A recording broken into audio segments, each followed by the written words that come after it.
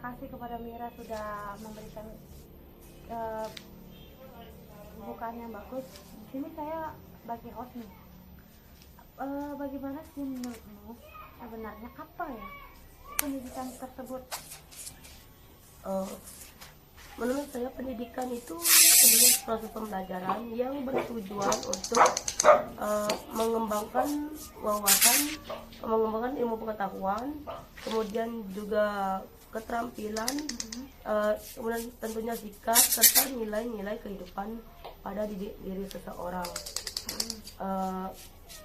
Jadi pendidikan itu tidak hanya berfokus pada pembelajaran terkait ilmu pengetahuan umum, tadi matematika, IPA dan sebagainya, tapi juga keterampilan seseorang dan cara berpikir seseorang dalam menyelesaikan suatu masalah.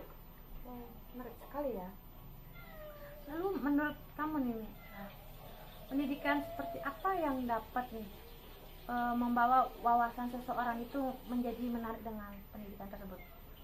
Jadi sesuatu yang pendidikan seperti apa yang dapat menambah wawasan seseorang, tentunya itu tergantung dari proses pembelajarannya. Mungkin kita bisa menggunakan beberapa metode pembelajaran. Salah satunya adalah metode pembelajaran berbasis pemecahan masalah, kemudian literasi, dan terakhir yaitu seperti berdiskusi langsung dengan teman sebaya untuk berbagi sudut pandang mereka dan menemukan satu pemecahan masalah yang lebih logis.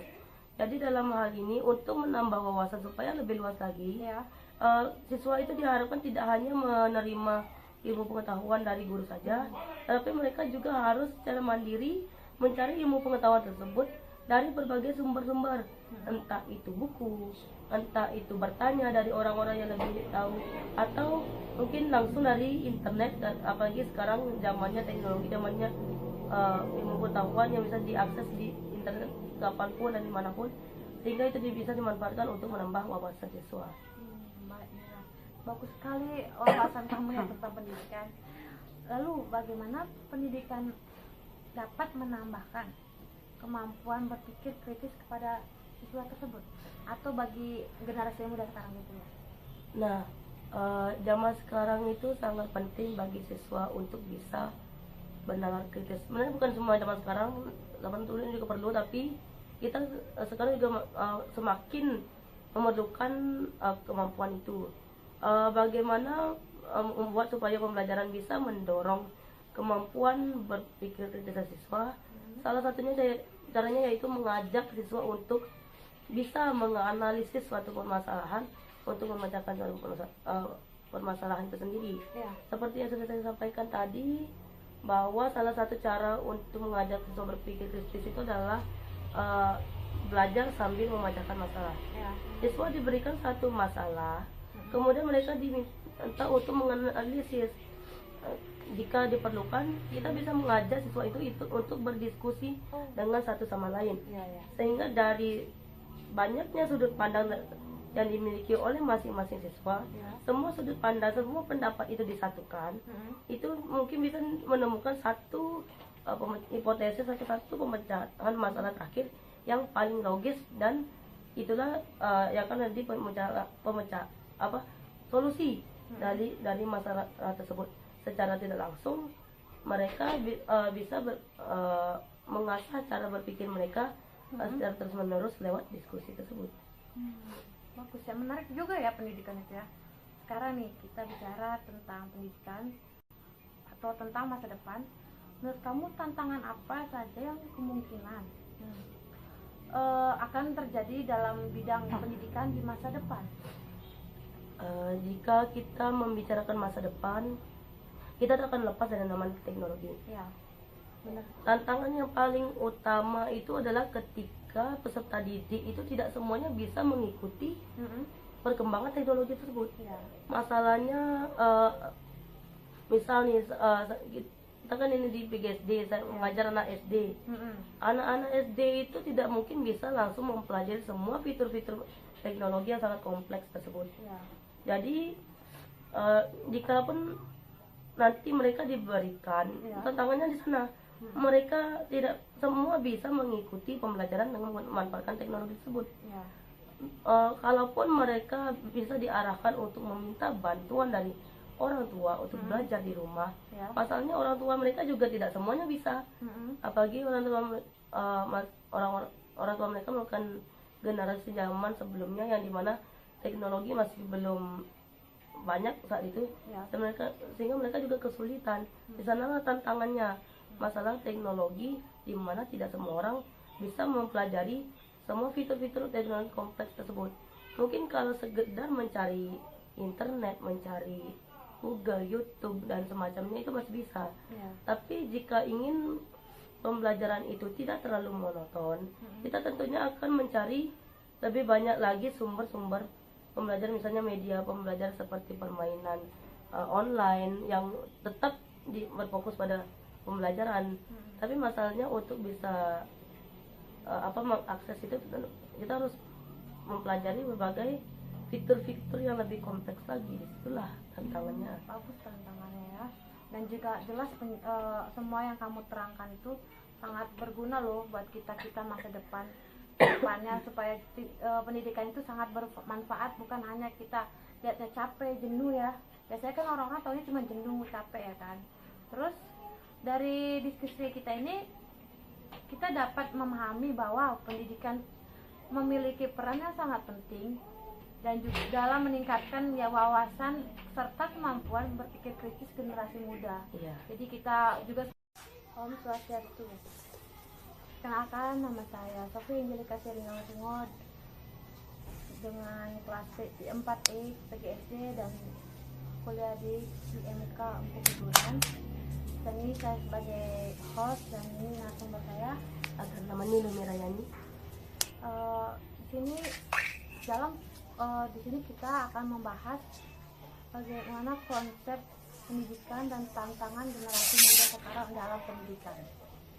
Halo teman-teman semua, kita terima kasih kepada semua yang sudah mau mengikuti dan juga sudah menonton podcast kami. Pada kesempatan ini kita akan membahas topik yang sangat menarik ya, tentang pendidikan dan juga kehidupan kita ke depannya dan pentingnya peran dalam pendidikan.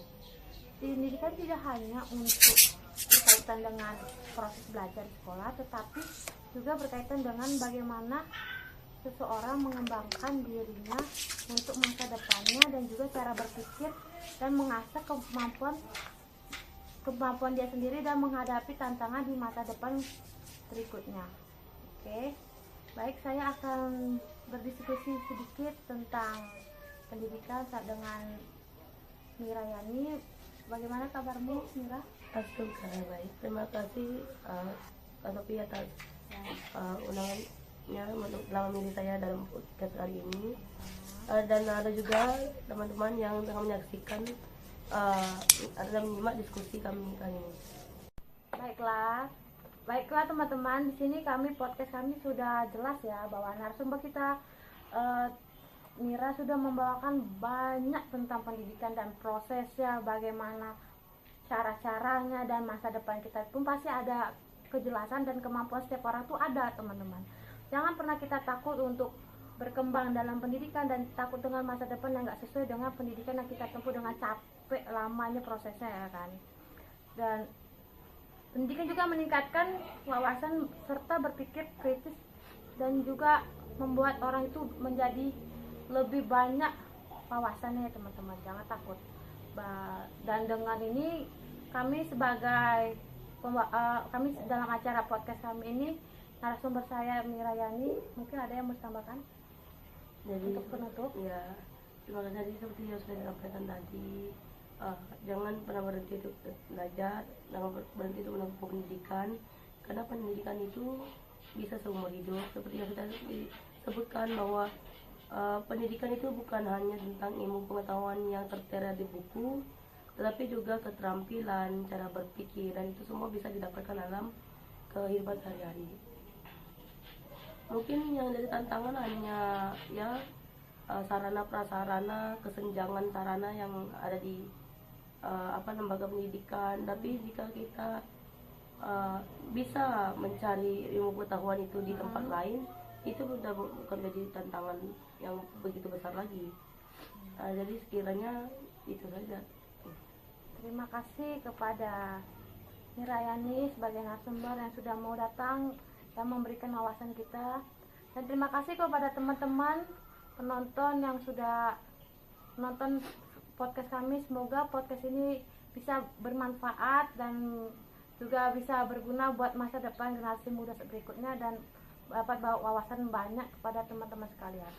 Semoga kedepannya kita akan bertemu lagi di podcast berikutnya atau kita akan lagi membahas lain-lainnya, Mira ya.